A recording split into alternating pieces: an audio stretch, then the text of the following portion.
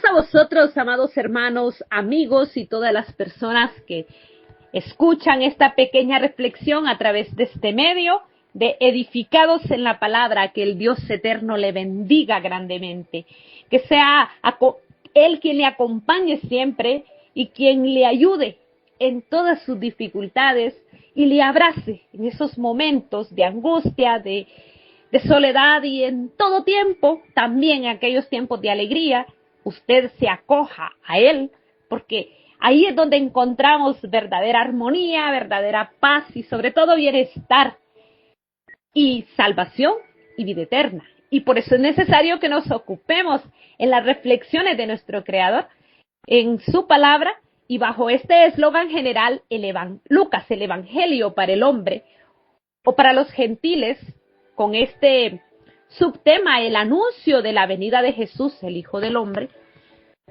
El título de la reflexión de hoy es el nacimiento de Jesús. Está con ustedes su hermana en Cristo, Enedina Ayala, desde Honduras. Y antes de continuar, quiero pedirle que me acompañe. Y vengamos de rodillas, si usted puede. Y si no, ahí donde está. Unamos nuestras mentes y nuestros corazones para pedirle al Dios Todopoderoso. Oremos. Padre Celestial, aquí mi Dios delante de ti, vengo a decirte gracias por cada una de las bendiciones que tú nos das. Gracias porque nos has hecho parte de este pueblo tuyo, un pueblo privilegiado, porque estás con nosotros, porque nos acompañas, porque en medio de toda situación venimos delante de ti y sabemos que tenemos respuesta, porque eres el dador de todas las cosas. Y sobre todo porque nos has prometido estar con nosotros, acompañarnos siempre. Gracias por todo, mi Dios. Gracias porque vemos cómo se cumple tu palabra en nuestra vida. Y eso es maravilloso, mi Dios. Gracias. En medio de todo, tú nos conoces. Y tú sabes cuántos errores tenemos. Por eso es necesario pedirte que nos perdones, que nos limpies y que nos lleves de la mano en crecimiento constante, en edificación permanente. Y que seas tú que nos hagas cada vez más apegados a tu palabra, a tus escrituras, y nos ayudes para que seamos siempre unas personas guiadas y sobre todo llevadas por el sendero de salvación, de vida eterna. Que no nos dejes apartarnos de ahí. De tu mano todo es posible, pero reconocemos que si tú nos sueltas, mi Dios, solos no podemos hacer nada. Por eso es necesario pedirte que seas tú que nos guíes. Y en este momento, mi Dios, quiero pedirte que sea tu Espíritu el que haga uso de mi boca, mi Dios, y que tú pongas en la mente, en el corazón, en las intenciones, reflexión para aquellos que escuchan también, mi Dios, y que seas tú que nos hagas crecer en tu palabra, crecer en tu enseñanza para ser hacedores, mi Dios, y así podamos glorificarte como tú te lo mereces. Mi Dios, también bendice la vida de todos aquellos que escuchan a través de este medio. Cuídales, mi Dios, y llévales siempre de la mano. Llévanos a todos hacia salvación, hacia vida eterna, sabiendo, mi Dios, que lo que te pedimos ya lo tenemos, porque tú las respuestas ya las tienes hechas.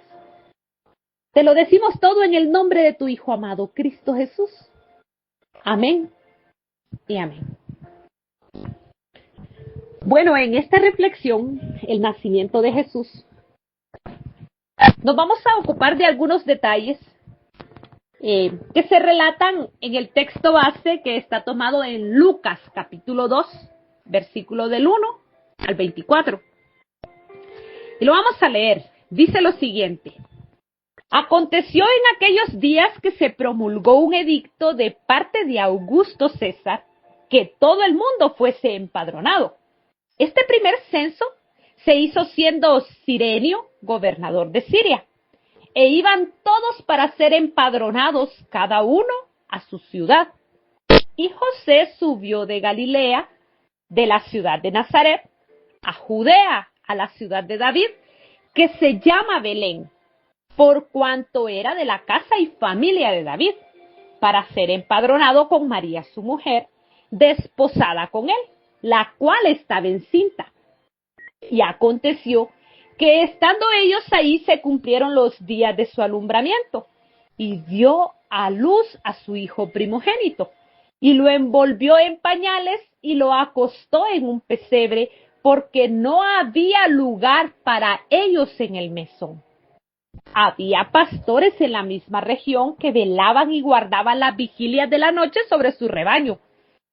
Y he aquí se les presentó un ángel del Señor, y la gloria del Señor los rodeó de resplandor, y tuvieron gran temor. Pero el ángel les dijo: no temáis, porque he aquí os doy nuevas de gran gozo, que será para todo el pueblo, que os ha nacido en la ciudad de David un Salvador, que es Cristo el Señor. Esto os servirá de señal: hallaréis al niño envuelto en pañales, acostado en un pesebre. Y repentinamente apareció con el ángel una multitud de las huestes celestiales que alababan a Dios y decían: gloria a Dios en las alturas y en la tierra paz, buena voluntad para con los hombres. Sucedió que cuando los ángeles se fueron de ellos al cielo, los pastores se dijeron unos a otros: pasemos pues hasta Belén y veamos esto que ha sucedido y que el Señor nos ha manifestado. Vinieron pues apresuradamente y hallaron a María y a José y al niño acostado en un pesebre. Y al verlo, dieron a conocer lo que se les había dicho acerca del niño. Y todos los que oyeron se maravillaron de lo que los pastores les decían. Pero María guardaba todas estas cosas, meditándolas en su corazón. Y volvieron los pastores glorificando y alabando a Dios por todas las cosas que habían oído y visto, como se les había dicho. Cumplidos los 8 días para circuncidar al niño, le pusieron por nombre Jesús, el cual le había sido puesto por el ángel antes que fuese concebido. Y cuando se cumplieron los días de la purificación de ellos conforme a la ley de Moisés, le trajeron a Jerusalén para presentarle al Señor. Como está escrito en la ley del Señor, todo varón que abriere la matriz será llamado santo al Señor. Y para ofrecer conforme a lo que se dice en la ley del Señor, un par de tórtolas o 2 palominos. Vamos a ver un poquito del contexto histórico de este relato. Es que Jesús nace en el momento exacto que Dios había determinado. Hay profecías que dictan en qué tiempo va a nacer Jesús. Pablo lo mencionaba en Gálatas 4:4, pero cuando vino el cumplimiento del tiempo, Dios envió a su Hijo, nacido de mujer y nacido bajo la ley. O sea, se cumple todo en base a las normas y a los reglamentos que estaban establecidos para el pueblo judío, en el tiempo determinado conforme a la profecía. Y sobre todo esa profecía también que está en toda la Biblia, desde el Génesis, toda la Biblia nos habla de Jesús, del Mesías. Génesis 49:10 tenía una profecía que se cumple en estos tiempos, que dice: no será quitado el cetro de Judá, ni el legislador de entre sus pies, hasta que venga Silo, o sea, el Mesías, y a él se congregarán los pueblos. Había una señal y muchas señales que eran las que estudiaban aquellos sabios que sabían que eran los tiempos del nacimiento de Jesús. Roma dominaba, era el imperio dominante, y César Augusto gobernaba como emperador. Y Herodes, quien no era israelita, era el que reinaba en Judea, lo que demuestra que el gobierno ya no estaba en manos de Judá. Pero algo importante es que, solo para hacer énfasis, la Biblia no menciona una fecha. No hay relato bíblico que indique mes o día del nacimiento de Jesús. Es porque realmente Dios no nos manda a celebrar el nacimiento con una fecha determinada. Si Dios hubiese querido que nosotros hiciéramos eso, habría registrado claramente esta fecha, como se señala en Levítico 23, por ejemplo, donde hay unas fiestas establecidas y Dios dicta cómo y cuándo se haría. Pero el silencio bíblico en este relato es significativo y nos invita a centrarnos más en el propósito del nacimiento que en la fecha. Porque algo sí es claro, no nació el 25 de diciembre. Esa festividad del 25 de diciembre viene de una fiesta pagana llamada Saturnalia, una fiesta romana en honor al dios Saturno, celebrada con banquetes y con regalos. Y también hay una festividad romana llamada Natalis Solis Invicti, el nacimiento del sol invicto, una festividad del dios Sol Mitra. Y como en el siglo V, siglo IV, siglo V, por ahí, la Iglesia romana adopta el 25 de diciembre con el propósito de cristianizar estas celebraciones paganas y así atraer a los gentiles. Pero ocurrió de forma contraria. Se paganizó la vida cristiana al traer este tipo de actividades que no fueron autorizadas por Cristo ni por los apóstoles. Más bien, aquellos que se esfuerzan en conocer las Escrituras saben que no existe una fecha y que por lo tanto no es eso lo que nos vamos a ocupar, solo para hacer referencia ahí. Nos vamos a ocupar de detalles que nos señalan cosas muy bonitas, pero sobre todo el cumplimiento de la palabra en este relato. Y si vemos el empadronamiento, una actividad que más que política es algo establecido por Dios. Nuestro Creador usa el censo decretado por César Augusto para llevar a José y a María a Belén, cumpliendo la profecía de Miqueas 5:2, donde dice: pero tú, Belén de Éfrata, pequeña para estar entre las familias de Judá, de ti me saldrá el que será Señor de Israel. Entonces, aunque parece un acto de registro de personas, realmente era la soberanía divina obrando detrás de este acontecimiento, ya que tenía que haber un registro de que José era descendiente de David, lo cual también valida la genealogía del Mesías. Y es importante que veamos desde ahí cómo esto le da mucha validez a los relatos bíblicos. O el lugar de nacimiento de Jesús también. Jesús nace en un pesebre, no nace en un palacio. Esto enfatiza la humildad con la que Jesús viene y sobre todo a la que nos llama a nosotros a vivir también. Filipenses 2:6-7 dice: el cual, siendo en forma de Dios, no estimó el ser igual a Dios como a cosa a que aferrarse, sino que se despojó a sí mismo, tomando forma de siervo, hecho semejante a los hombres. Él nace en un lugar común y corriente, como cualquier persona, no como alguien importante, porque hace ver que está en el común de la gente y para el común de las personas. O la aparición del ángel también a los pastores. Dios no le anuncia el nacimiento del Mesías a los líderes religiosos, a los sacerdotes que están en el templo, sino a los pastores humildes que están en el campo. Y es que Isaías 61:1 dice que el Espíritu de Jehová, el Señor, está sobre mí, porque me ungió Jehová. Me ha enviado a predicar buenas nuevas a los abatidos, a vendar a los quebrantados de corazón, a publicar libertad a los cautivos y a los presos, apertura de la cárcel. Entonces, ahí se cumple esta profecía también, donde Isaías lo escribe, pero son palabras de Jesús. Él profetiza que es el ungido y que vendría para los pobres.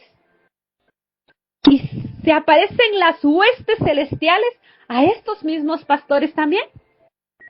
Y glorifican al Dios Altísimo. Gloria a Dios en las alturas y en la tierra, paz, buena voluntad para con los hombres.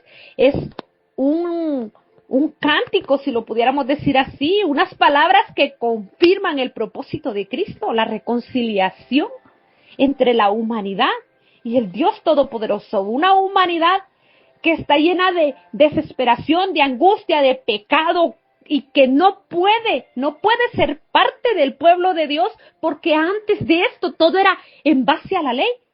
Pero Jesús viene con ese propósito para poder pagar en esa cruz y así podernos justificar y podernos llenar de paz, llenar de amor y estar con nosotros. Como lo dice Romanos 5:1, justificados, pues por la fe tenemos paz para con Dios por medio de nuestro Señor Jesucristo. Cada relato de estos es un acto maravilloso de parte de Dios. Los pastores buscan evidencias. Su fe los impulsa a actuar y fueron testigos presenciales del cumplimiento de la profecía. Esto muestra que el Evangelio no es para una élite religiosa, sino para aquellos que creen de corazón y que obedecen la palabra, que aquellos que realmente buscan servir en espíritu y en verdad. Eso es lo que Dios quiere para con usted, para conmigo, para con todos aquellos que reconocen que Jesús es el Cristo, el medio para poder tener salvación.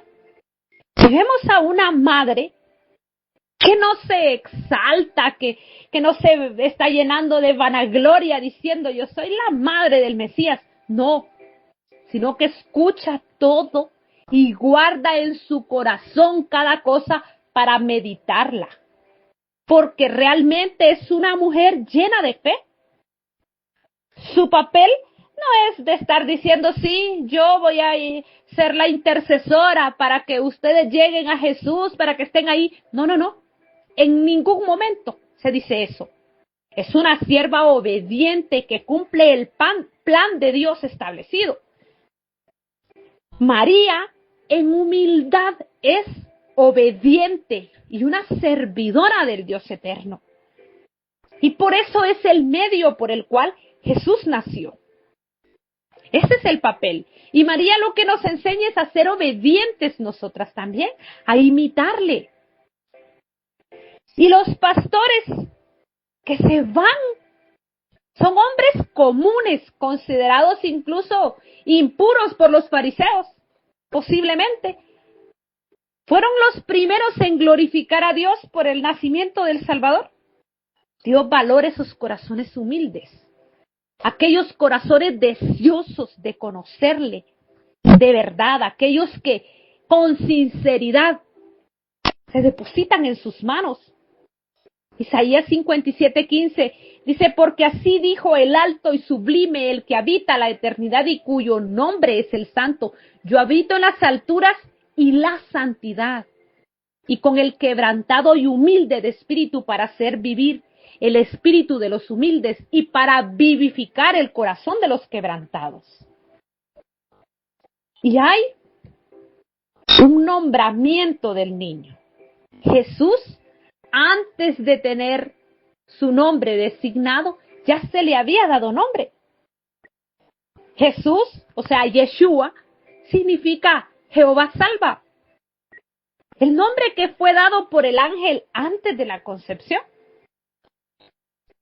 El cumplimiento de cada palabra lo podemos ver en las mismas escrituras.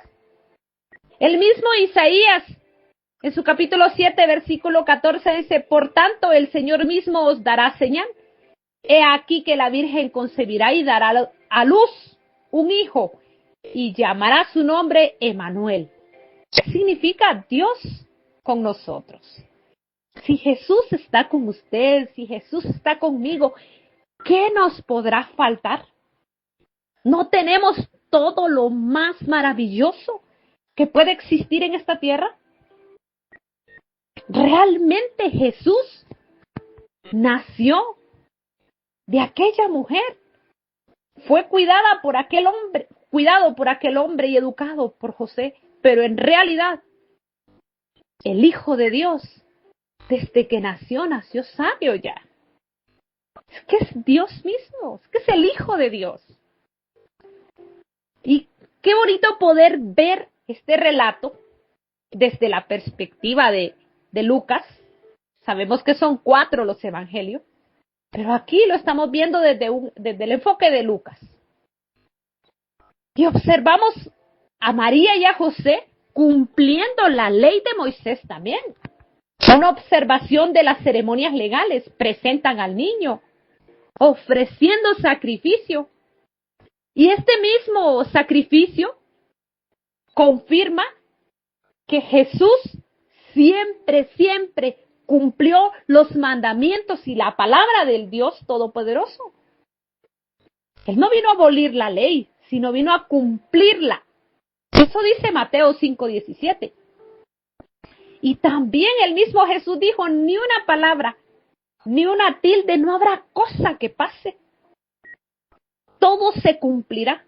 Todo, porque Dios es así. Dios no es hombre para que mienta, ni hijo de hombre para que se arrepienta. Si Él lo dijo, Él lo hará. Pero vemos en este relato que realmente María y José son una familia pobre. Y ahí nació Jesús. ¿Y cómo lo confirmamos? Pues ofrecen un sacrificio conforme a la ley, lo que les permitía ofrecer a los pobres un par de tórtolas y 2 palominos. Levítico 12:8 dice, y si no tienen lo suficiente para un cordero, tomará entonces 2 tórtolas y 2 palominos, uno para holocausto y otro para expiación, y el sacerdote hará expiación por ella y será limpiada. Dios elige aquella familia que no tenía un apellido que resalte, un nombre importante en la sociedad, y nos hace ver que así es como nos toma a nosotros también. ¿Y no somos nosotros también lo vil del mundo? Aquello despreciado. Pero cuando venimos a Cristo, Él nos hace importantes. Y no somos importantes por quienes somos nosotros, sino por el contenido que hay dentro de nosotros. La vasija no es importante por ser vasija, sino por el aceite finísimo que se guarda dentro de ella. Y eso a nosotros nos vuelve valiosos.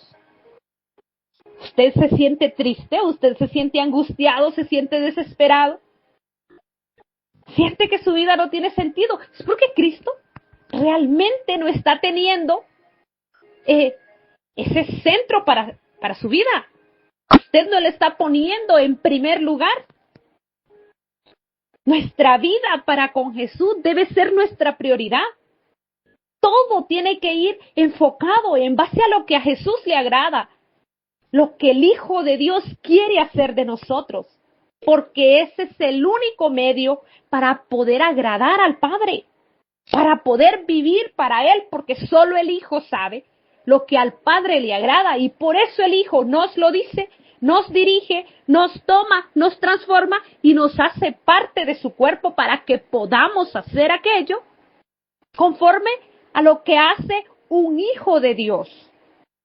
Y por eso Él entra a nuestro corazón, toma el control de nuestra vida, nos guía y nos transforma. El nacimiento de Jesús no fue un evento religioso común, fue el cumplimiento exacto del plan divino, profetizado para su salvación, para su vida eterna, que Dios quiere que estemos con Él. Porque en aquel día, cuando Jesús venga, Dios quiere que le veamos con alegría, con gozo, con entusiasmo. Lo esperemos y vayamos a habitar con Él, allá en el campamento santo, enfrente de Jerusalén, como lo dice Zacarías 14. Y estemos ahí. Y Jesús sea glorificado por nosotros de forma eterna. Y estemos ahí glorificándole siempre. Pero nos envía a cumplir la voluntad del Padre. Nos envía a vivir conforme a lo que el Padre quiere. en santidad. Nos llama a que nuestra soberanía sea del Dios eterno, que nosotros nos entreguemos y nos dejemos llevar por Él. Que Él tome el control de todo lo que pensamos, de lo que hacemos, de lo que sentimos, de lo que vivimos. Y ahí también que aprendamos a vivir con la humildad que tuvo el Maestro. Esa humildad que nos llama a cumplir la voluntad de Dios. Que nos llena de esa paciencia. La paciencia de los santos. Como dice Apocalipsis 14:12. Ahí está la paciencia de los santos, los que guardan los mandamientos de Dios y la fe de Jesús. Podemos ver el cumplimiento de las profecías y lo maravilloso que esto es. Pero donde se vuelve importante es en aquel momento en el que nosotros decidimos también abrir nuestro corazón. Jesús se vuelve nuestro Salvador y nosotros nos volvemos parte de este pueblo justificado, santo, gobernado por Él. Porque Dios ya cumplió su promesa de enviar al Salvador. En humildad vino Jesús para mostrarnos a nosotros, nace en el pesebre, pero vivió santo, sin pecado, y murió en la cruz por nuestros pecados, pero venció la muerte y resucitó, conforme a lo que dicen las Escrituras. 3 días y 3 noches, y luego resucita. Y sube a las alturas, a la diestra del Dios eterno, pero en aquel día, ese día que no está lejano, volverá. Volverá como el Rey Supremo y vendrá a reinar en gloria. La pregunta aquí es, ¿dónde va a estar usted? ¿Va a estar con Cristo? ¿O todavía está dudando en esa promesa maravillosa? Y creer en Jesús es querer vivir con Él, es querer vivir conforme a lo que Él le agrada, lo que Él quiere, lo que a Él le gusta. Así que roguémosle de forma permanente que nos transforme, que nos lleve de la mano, que no nos deje, que nos ayude a reconocer la palabra y a poder vivir conforme a su verdad. Porque la misma Escritura dice que si no, creeríamos en vano, si no le glorificamos, si no creemos y si no vivimos conforme al Evangelio que está escrito en la Biblia. Es necesario que tomemos esa Biblia como nuestra verdad, estos anuncios como parte de nosotros y glorifiquemos a nuestro Dios por esas promesas maravillosas que ha cumplido con nosotros. Y que sea nuestro Creador quien bendiga la vida de cada uno, que dirija nuestra mente y nuestro corazón y que nos ayude a edificarnos de forma constante. Gracias por el tiempo de escuchar este mensaje y que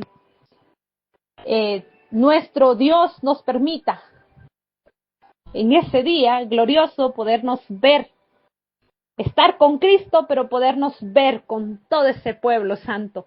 Allá nos veremos. Si no nos vemos en esta tierra, allá nos vamos a ver todos. Y gloria a Dios por ello. Así que gracias por el tiempo de escuchar este mensaje, mi hermana, mi hermano. Paz a vosotros. Estuvo con ustedes su hermana en Cristo, Enedina Ayala, desde Honduras.